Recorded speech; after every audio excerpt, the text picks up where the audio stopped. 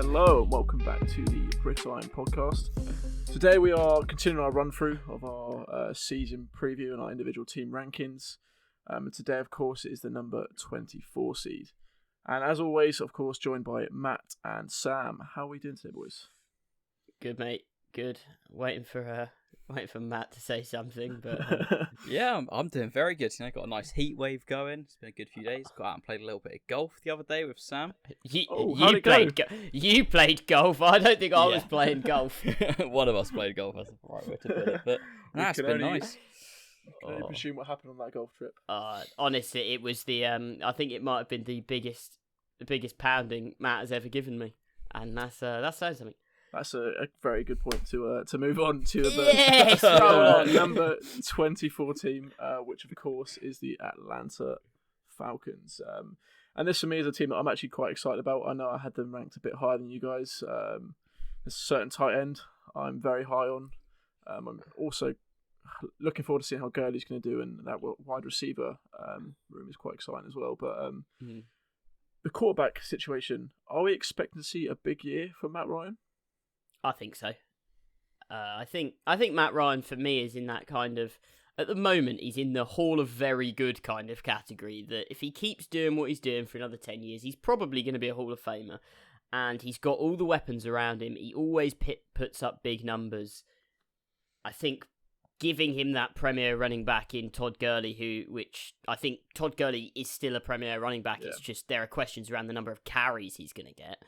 But of all of the parts on that Falcons team, the thing I'm most excited about is that offense, and especially Matt Ryan. Yeah, I think he's one of those guys. He's always going to be in that conversation. I think he's consistent, so I don't think he's not the worrying point at all for me here. I think if everyone stays healthy for him as well, that O-line, which although they've put some depth in, added pieces, it's not always been the best at staying injury free. If they can do that this season, yeah, he'll be as relevant as ever, if not, maybe. Very productive. Yeah, and it's funny, Sam, you mentioned Gurley there and his knees, and Matt, you also mentioned the health issues, and I think Gurley and health are things that we always hear in the same sentence. Do you reckon he's able to play out the entire season, or is it sort of going to be a boom or bust year for him? I don't think he'll play out the entire season. Realistically, with what he's dealing with, it's and you've heard it come out of the Rams camp while he was with the Rams, in the sense that no one really knows what you're going to get week to week with Gurley. You can get 5 weeks where he has no issues whatsoever, and he's your running back one, and you're giving him 15 to 20 carries, and you're getting great production out of him, and then out of nowhere you'll get a flare up in his knee and he can't be on the field for 3 weeks. And I think when you look at that, when he was with the Rams and he was being paid to be the number one, and you expect him on the field week to week, then you're not happy. But as the Falcons bringing him in, you aren't paying him as much money. You already are aware of the issues he has with his knees, so you can kind of set your expectations, and you say, yeah, maybe we don't use him 15 times a game. Maybe he's more in the 8 to 10 range, but it's more valuable carries. So he is going to be our goal line guy. We're going to give him, when we really need something out of him, he's the most talented guy in that backfield, and he will get the ball. And even last year, in situations like that, he was very productive with what carries he did have. It's just, for a lot of people, he didn't have enough carries, but that's because of his knee. I think the other thing for me in that is Dirk Cutter. I think maybe I'm a little bit tainted on him, being a Bucks fan and his reign, or whatever you want to call it, with us.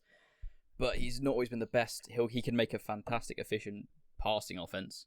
He could get Matt Ryan, Calvin Ridley, Julio Jones, all of them playing lights out. But at least from what I saw of him, not the most productive on the run game. He's not going to put it in that much. And I think if you combine potentially the scheme not being the best in terms of fantasy value, a really top-level fantasy guy, combined with the risks already around Gurley, that he could come out and be lights out for the first couple of weeks, gets a load of hype, and then the next thing you know, as Sam said, knee flares up, he's out for however long down the season, and you've got a guy playing 50% down the whole year. So I think for me, he's partly why, and I think it's sort of one thing when we look at where we predicted and what came out surprisingly low on the Falcons. I think mine in the end, I think they've got a very tough schedule, but my record for them ended up being about 3-13, which I think is too low. I was very surprised when I saw the number, But I just think it's going to be another injury-plagued season for the Falcons across both sides of the ball, and just one where they could have, but just couldn't stay healthy. Like, they could have got to January, but it just doesn't happen for them. I think a lot of that rests on their defense. You've got Dan Quinn, who is a defensive guy, and for the last couple of years, well, since their Super Bowl, really, they have not been able to get that defense going. Matt Ryan and the offense, they are going to be putting up 25 points plus a game. I think it's probably safe to say that they are capable of doing that, and they should be doing that. Their issue is going to be, especially in that division, can they stop these stacked NFC teams scoring 35 plus points a game? And when I look down there, when I looked at their offense, I mean, you've got Dante Fowler Jr., who has shown sparks when he was with the Rams, but he's not necessarily that kind of home run pass rusher that you want, who's going to anchor that defense. He could be. They've got a few nice pieces, but I'm not sure if I see that defense being as good as it probably needs to be, which means they're going to be in a lot of shootouts, and I think that is why I had them. So I had them at 6-10, because I think Matt Ryan and that offense can win some shootouts. Yeah. But I think they're going to lose more than they're going to win, purely because I don't think the defense is really good enough. No, I think, speaking of that, when you think of this team, the talent they got, like, was it the offense is about 15 first rounders or something ridiculous like that? Yeah. If they're not successful, and if they're less than going 8-8, if they have a negative season, surely Dan Quinn, his head's on the chopping block a little bit. Like, the pressure, and if you get to halfway through the season, and it's like you're not even really talking about them as a wild card team, it's going to build and build and build, and I think it could be one of those media sort of burnouts on a team, effectively, of just, why is he still there, what's going on, and just, you're not going to have a successful team under that. Especially with Matt Ryan in the kind of back end of the back nine of his career, they will get a lot of flack over the next year or two. I think Dan Quinn could be gone if they don't win this year, and then over the next couple years, there's going to be the questions of, have we kind of wasted Matt Ryan's career? Because he should have won by now. He consistently puts up big numbers. Yeah. It's just, does he have the defense for him? Does he have everything else around him? So I'll be really interested to see. I think we're kind of getting, with our rankings here, we're kind of getting to that territory of teams that we think could come out and surprise us and make a run at that third wildcard spot. But again, I think this is a team that's going to have to win a lot of shootouts, and they're going to be a really fun team to watch. Yeah, and I suppose as well, like we mentioned earlier, there's a lot of health issues surrounding the team that is quite dependent. But there's one player I think I mentioned earlier that I would like to bring up, and that is the tight end Hayden Hurst. I'm pretty high on this guy. Maybe I'm slightly biased as a Ravens fan, but I feel like this could be a really good opportunity for him to push on his career and also push on this team.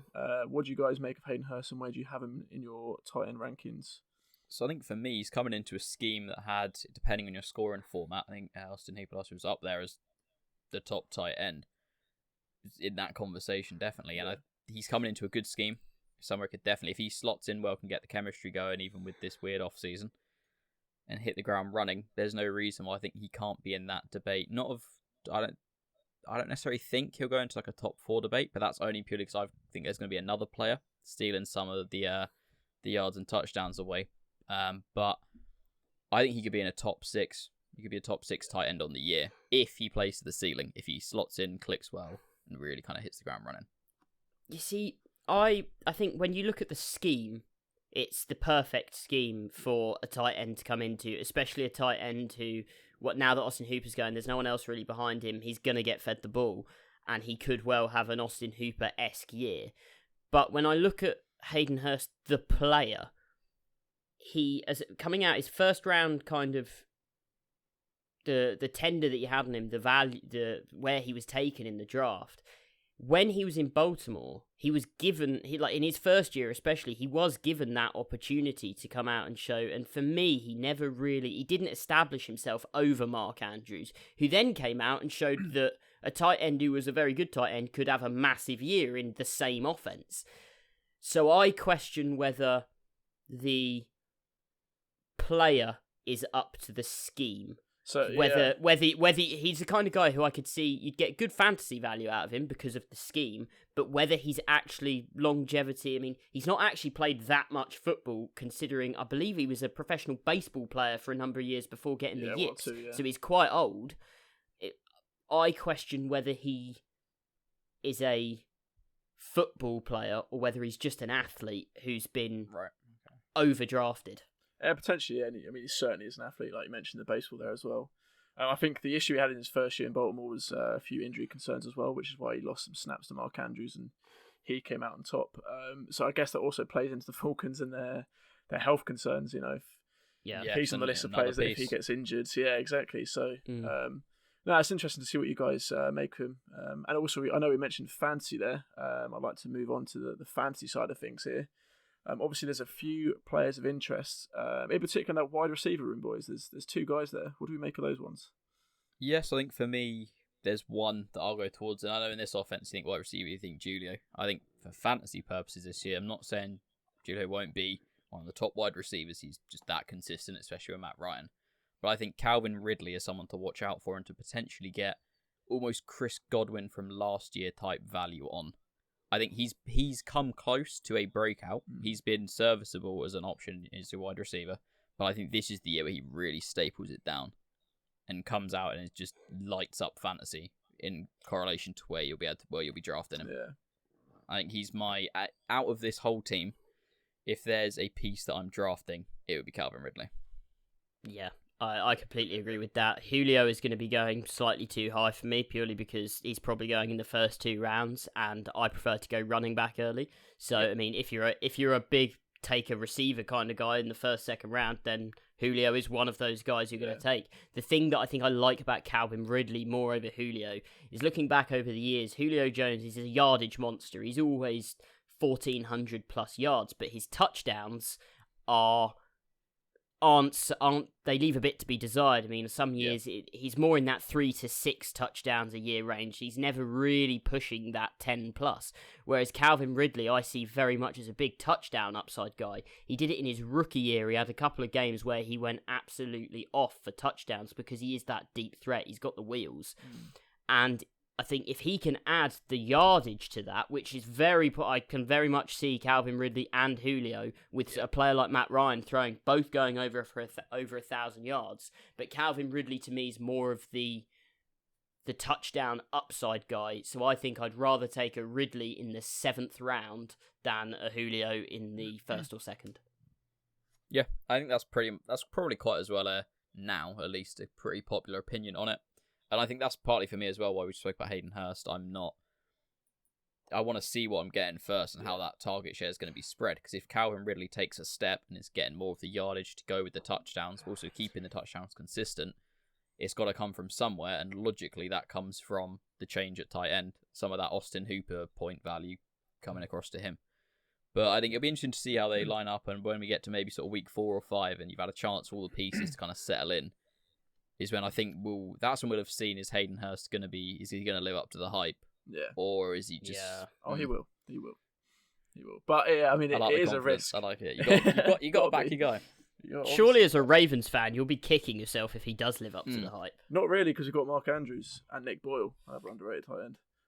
You can never have enough tight ends, mate. This is true. That tight end room last year was pretty elite, but that's a different team to talk about.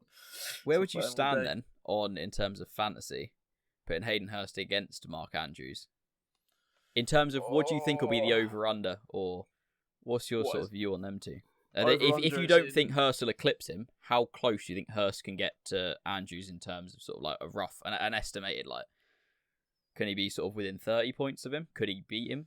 Point total for the year? We're talking half PPR? Honestly think if he can stay healthy, Hayden Hurst will beat Mark Andrews points-wise. It might be close, but this system works for Hayden Hurst, and this is a really good opportunity for him to be that guy. So I would draft him ahead of Mark Andrews purely on that basis as well. I think it massively for that one. As a Ravens fan as well.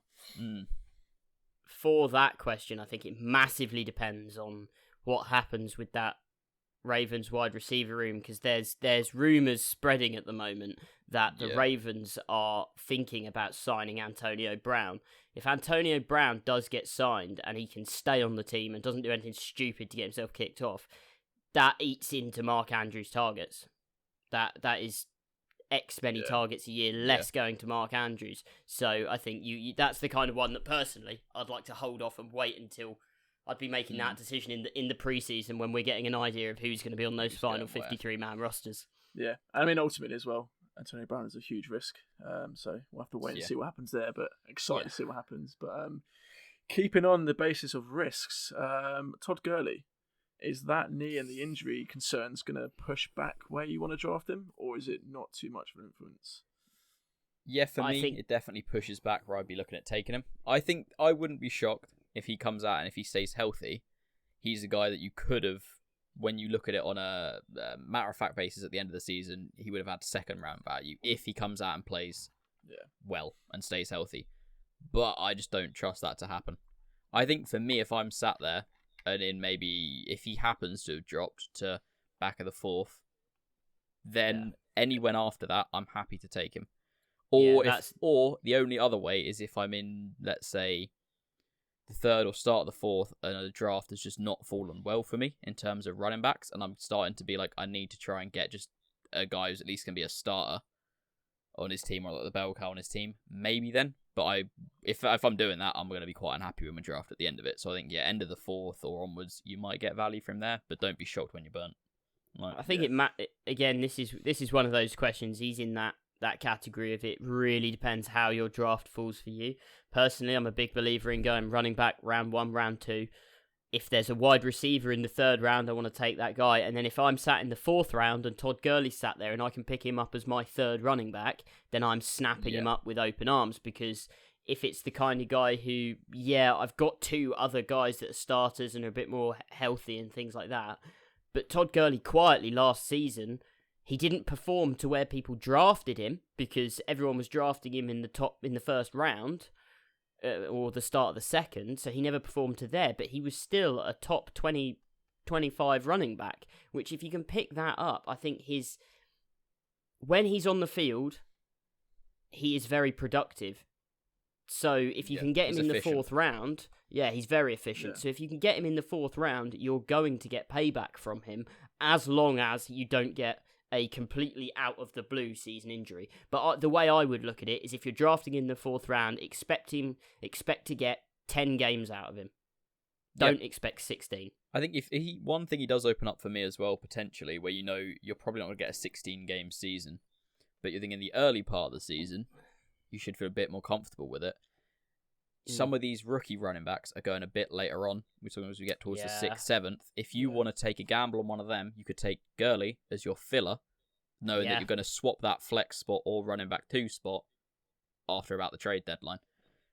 That's one way you can use him as sort of almost a band-aid for a team to tide you over to Clyde Edwards-Helaire or whoever when you feel like you're going to be comfortable enough to put him in. It's probably also not going to be that tricky to handcuff Gurley. I can't see anyone's going to be going out and drafting Brian Hill or Edo Smith. So you can probably pick up the handcuff for pennies on the dollar, at which point they're sat on your bench. If he's out injured, you can plug and play him. I think one interesting for me as well, potentially, is talking about Gurley and his injury history, and you also got Devonta Freeman, still out of a job, wants to come in as a starter somewhere. I wouldn't be shocked if you see if Gurley's knee replays up and suddenly the Falcons think, we haven't got someone who can play here game in, game out. And if Devonta Freeman's still sat there, sort of bring him back in the door for the rest of that season as a kind of, we made a bit of a mistake here. Gurley's not what we thought he was. I wouldn't be shocked to see him pop up back in Atlanta. Yeah, I mean, as ever, it's one of those cases where we will have to wait and see, I think. I feel like we say that every episode. Well, that's what I mean. We do say every episode. That's the catchphrase of this one. Wait and see. The wait and see series. And Brashad Perriman will backfire. However, I believe that is all we have got time for today on that. Another episode with Brashad Perriman. He's, I've said enough about that guy. Don't want to burn him any more than he's burnt me. So, all we've got time for today, guys. So be sure to check us out on YouTube. Go like, comment, subscribe. A lot of good content on there. Also check us out on Instagram. We're at the Brit Iron, and it's the same for Twitter as well. And of course, the Listener League is being set up as we speak, so be sure to register your interest for that and get involved. So cheers, boys, and we'll see you next week.